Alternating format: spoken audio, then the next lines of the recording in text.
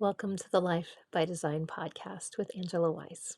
I'm Angela Weiss, nurse practitioner, author, and founder of Life by Design Press. This podcast exists for the quiet seasons of life that don't always make sense while you're living them. The seasons when you feel burned out, even though you've worked hard to build a good life. The moments after loss, divorce, or disappointment, when you're trying to understand who you are becoming next. The spaces between where you have been and where you're hoping to go. Every week, we talk about mental health, relationships, faith, healing, boundaries, burnout recovery, and the small intentional choices that help you build a life that feels peaceful instead of pressured. On Sundays, we slow down together with faith-based conversations about hope, healing, and trusting God through seasons of waiting. On Tuesdays, we go deeper into relationships, emotional well-being, burnout, and personal growth through conversations drawn from my books and the work I do every day as a nurse practitioner. On Thursdays, you'll find shorter mini mental health episodes with simple tools you can take into your everyday life right away. You don't have to listen to everything. Come when you need it. Stay as long as it helps. This podcast is not therapy, and listening does not create a professional relationship with me. My hope through this work is simply to offer thoughtful conversations that encourage reflection and support your own growth alongside the care you receive in your real life. If you've ever felt behind, overwhelmed, or unsure of what comes next, you're not alone. Sometimes waiting is not delay. Sometimes it is preparation. Take what you need, leave what you don't, and keep living your life by design. Before we get started, I want to share one small disclaimer about this podcast. Perfect people aren't allowed here. And that's mostly a joke because obviously none of us are perfect. But I do want to say it out loud. This podcast isn't going to be overly polished. It's not really going to be polished at all, if I'm honest. I'm not going to re-record every time I stumble over a word or say something slightly out of order. Real conversations don't work that way, and neither does real life. Also, let's face it, when you talk a lot, your mouth gets dry, so I'm not even going to push through. If you hear me pause for a moment to take a sip of water, know that I'm still here. And every once in a while, you might hear me pause to think or circle back to something that I meant to say better. You might hear a dog bark in the background. One of my cats might wander through the room, try to get up in front of the screen. They consider themselves emotional support animals, so sometimes they join the podcast, whether I planned it or not, and actually, you may already hear them playing with their toys in the other room. When I released my first episode, I left the little mistakes in, and what surprised me most was how many people told me that it made them feel more comfortable listening. It reminded them that they didn't have to be presenting themselves in a way that had to feel perfect either. Most of us are just moving through life the best we can anyway, learning as we go, making mistakes, trying again, stumbling, and figuring things out along the way. Because really, this is all of our first times here. So that's the spirit of this space. No perfect people required. Just real conversations about real life. Laugh, cry, or do both. Maybe even at the same time. Sometimes I do. Anything's fine here. This is the Life by Design podcast Thursday edition, Mini Mental Health, episode number 2. Emotional over responsibility when caring starts costing you too much. So, if you were here Tuesday, welcome back to the Life by Design podcast. If this is your first time, welcome. These conversations are a little different. They're shorter, a little more practical, and meant to give you something you can carry into your real life right away. If Tuesday's episode felt reflective, today is where we gently ask, what do I do with that insight now? So today we're talking about something I see almost every day in my clinical work. Emotional over responsibility. It's the quiet habit of carrying things that we were actually never meant to carry, that were never yours to carry. Just a gentle reminder here that this podcast is for education and reflection. And I know I said it before, but I'll say it again. Listening does not create a therapeutic relationship with me, and it's not a substitute for individualized care.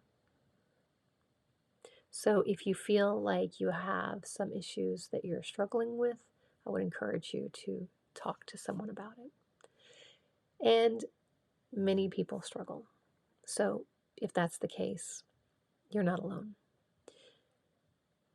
What emotional over responsibility looks like, most people who struggle with this don't recognize it because it often looks like kindness. You might notice yourself apologizing when someone else is upset or trying to fix tension in a room immediately. Maybe you feel responsible for how others feel about decisions that you make. You replay conversations long after they end, wondering if what you said may have hurt someone else. Or maybe you carry guilt when someone else experiences disappointment. You aren't trying to control people. You're trying to prevent discomfort, especially emotional discomfort. Many listeners learned early that harmony created safety. If everyone else was okay, you were okay. So, where that begins is that it often starts when we're young. Maybe you were the responsible child, the helper, the peacemaker, the one that adults leaned on emotionally. Maybe conflict in your home felt unpredictable or even scary. Maybe love felt connected to usefulness. Children are incredibly perceptive. You learn quickly, if I anticipate needs, things stay calm. And that skill becomes competence. You become dependable, empathetic, insightful, but adulthood changes the rules. Because now you are surrounded by people responsible for their own emotions, even if your nervous system still believes otherwise. So, if you feel tired lately but can't explain why, ask yourself this gently. How many feelings am I carrying today that don't actually belong to me? Work stress, family tension, the struggles of your friends, the mood of your partner, your adult children, patients, coworkers. Caregiving becomes heavy when boundaries disappear. Living becomes heavy when boundaries disappear. So there are some signs that you might be over responsible. You might notice you dread disappointing people, even when choices are healthy. You over explain decisions. You avoid saying no until resentment builds. You worry about being misunderstood constantly. You feel relief when others are happy, even if it means you're exhausted. You feel guilty resting. None of this means that you're weak. It means that you are compassionate. But Compassion without boundaries eventually becomes burnout. And it leads to burnout because it's a lot to carry, honestly. But burnout isn't always about the workload. Sometimes it's emotional labor. You're monitoring everyone's comfort, everyone's reactions, everyone's expectations all day. Your nervous system never rests, and eventually you feel resentful, withdrawn, emotionally numb. And it's not because you stopped caring, because you cared without limits, because you cared without boundaries. So, what healthy responsibility actually looks like, it sounds like I can care about you without carrying you. I can love you and still disappoint you. I can listen to you without fixing you. Adults are responsible for their reactions. Even people we love deeply, boundaries are not rejection, they are clarity. Try this today. Before responding to a request or emotional situation, pause. Ask yourself, is this mine? Or am I stepping in because discomfort feels unsafe? You may still choose to help, but now it's a choice, not a reflex. That small pause changes everything. If you hold faith, this is something many people struggle with spiritually too, believing that they must carry everyone. But compassion was never meant to replace wisdom. Even Jesus rested. Even Jesus stepped away from the crowds. Sometimes love looks like presence, and sometimes love looks like space. Both can be faithful choices. If you are learning boundaries right now, people may notice. You may feel uncomfortable. Guilt sometimes shows up before peace arrives. Stay with it. Healthy relationships adjust. Healthy relationships adjust. Unhealthy expectations resist. Both of those things give you information. This Sunday, we're slowing down together again with a faith conversation about trusting God when direction feels unclear. And next Tuesday, we're going to talk about something many people experience quietly after healing begins.